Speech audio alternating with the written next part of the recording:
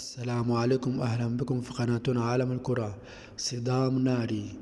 موعد مباراة الزمالك أمام شباب بلوزداد في الكونفدرالية الأفريقية، معركة الحسم تقترب. يختتم الجهاز الفني لنادي الزمالك بقيادة معتمد جمال اليوم الخميس استعداده لمواجهة شباب بلوزداد الجزائري في المباراة المرتقبة ببطولة الكونفدرالية الأفريقية.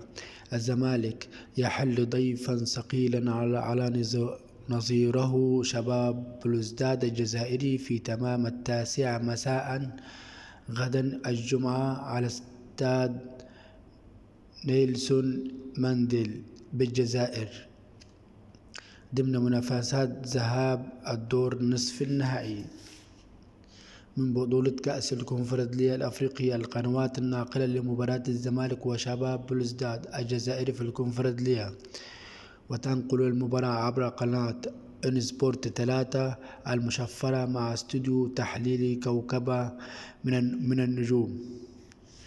لا تنسوا الاشتراك في القناة وتفعيل زر الجرس ولايك وكومنت، وشاركونا رأيكم في الكومنتات، وتوقعوا من سيكسب. هل خبرة الزمالك سيخلص على المباراة أم شباب بلوزداد عنده رأي تاني؟ شكرا لكم.